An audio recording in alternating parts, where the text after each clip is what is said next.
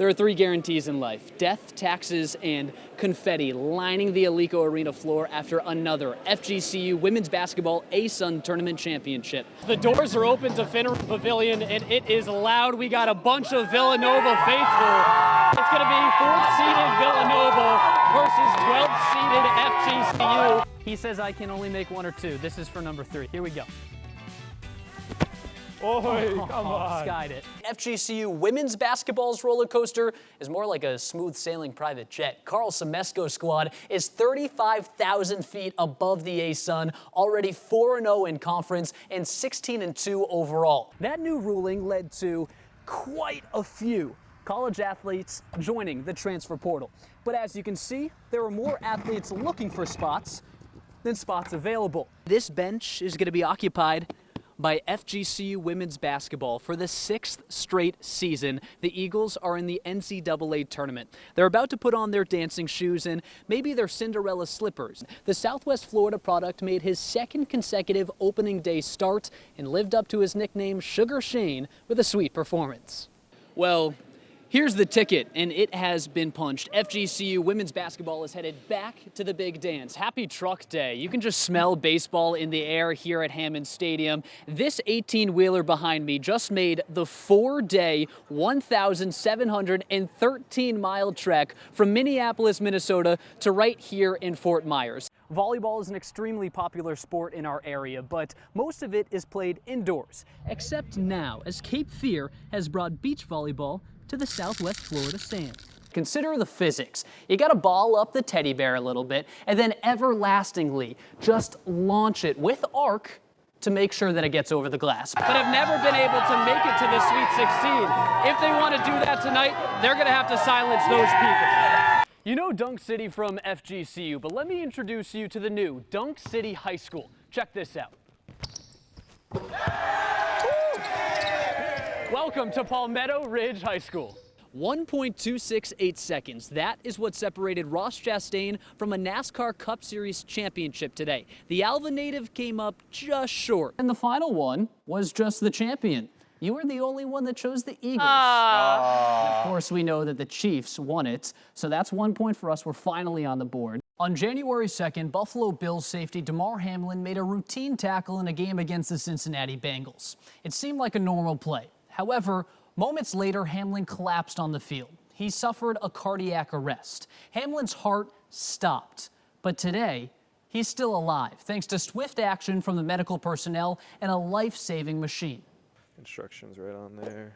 Yeah, an AED is basically an advanced piece of machinery, basically has a generator of electricity, so it can generate a shock, as well as a computer and an evaluation tool. AED, or Automated External Defibrillator. This 1 foot by 1 foot square saved Damar Hamlin and could be the difference between life and death for athletes in the future. Check responsiveness. Call for help. It increases your likelihood of survival dramatically. We spoke with Dr. Ian Gonzenhauser, Lee Health's Chief Medical Officer, to understand what these machines do. It uses that evaluation and assessment to determine the function of that individual's heart and then determine if a shock is necessary or appropriate, and then delivers it if it deems it so.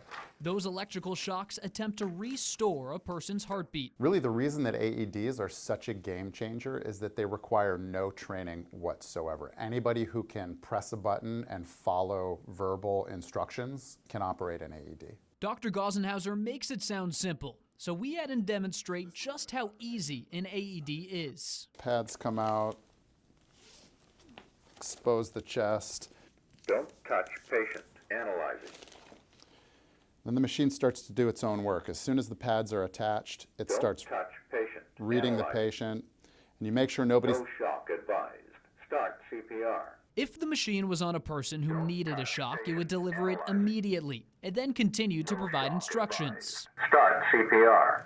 In the building. We checked with local athletic programs to see if Southwest Florida is properly prepared, beginning with FGCU. Next. The older an athlete is, the more susceptible they are to cardiac arrest. So, FGCU has strict CPR and AED guidelines. All of our athletic trainers are strength and conditioning staff, anyone associated with the sport itself, so all of our sport coaches, etc., and actually a lot of our administrative staff is trained or getting trained. In addition, the university has AEDs in all practice and game facilities. Plus, they screen their athletes for underlying conditions. Call for help. We have preseason physicals. We run them through an EKG before the season. Cardiac arrest in high school athletes is less common, however, still possible. So by law, every public school that is a member of the Florida High School Athletic Association must have an operational AED on school grounds. FHSAA does a good job. I mean, they really, they get after you. You know, we're supposed to watch a lot of the videos and school ourselves up.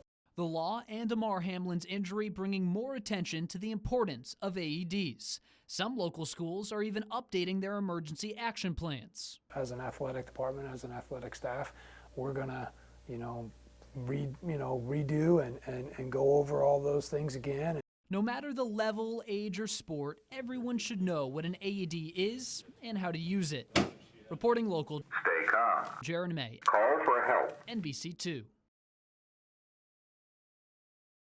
For me, running is just a way of life. For Rosemary Maxfield, lacing up her favorite pair of sneakers and hitting the road has always been therapeutic. I love how I feel. The endorphins go up. I feel happier. I have the best ideas when I run. Her running journey began in college, but evolved from a couple miles into a couple marathons. 2 years ago, Rosemary was forced to shift her focus from the road to recovery. I come to find out in December, I had stage 4 melanoma. And somehow it went from my skin into my bloodstream. For most, a death sentence. Only 15 to 20% of people live more than 5 years after receiving that diagnosis. A lot of denial. I thought they had misdiagnosed me and I was totally fine. How could this happen to me? I was so healthy. Questions anyone would ask themselves, but Rosemary was determined to not let this disease end her life. She's a fighter, so and I think maybe the Irish people are fighters, but that came out right away. Fight she did. Rosemary went to Memorial Sloan Kettering Cancer Center in New York for immunotherapy treatments. Rose was treated with really the most modern form of immunotherapy. Rosemary and her doctor made a deal. Once she felt healthy enough to run a race, they'd do it together. And I jokingly said to Rose, when you're feeling better, we'll run a race together. Thinking, like a normal human, we would run a 5K to raise money for melanoma research. But this wasn't your casual jog. I really didn't think I was gonna run a marathon again, but then something snapped in my brain and I thought, yeah, we should do this. Rosemary flew back and forth between New York and Naples, receiving her immunotherapy up north and training in Southwest Florida, where her sister lives. I think from the start, I started convincing her that she had to come down here because it's beautiful. Every day is like a vacation day. Then, in November 2021, in the middle of her cancer fight, Rosemary and Dr. Bedoff Warner ran the New York Marathon together. We ran the first about 2 miles together, and then I told her to go on up ahead. And she kicked my butt. She finished about an hour before I did. I'm sure was showered by the time I crossed the finish line. Just this past April, a PET scan revealed Rosemary had no evidence of disease. Oh, we were just so excited, so happy for her, just so relieved. Now, the woman who used her love for running to get through a battle for her life is back at it. Rosemary is calling Southwest Florida home now and preparing to run another marathon, this time across the pond. Training for London's going well. It's hard. I think the expectations are higher now because I've already run one marathon. Rosemary Maxfield turned a college passion into a cancer-beating motivator. It is a wonderful tool to keep you sane through a horrible time. Reporting in Naples, Jaron May, NBC2.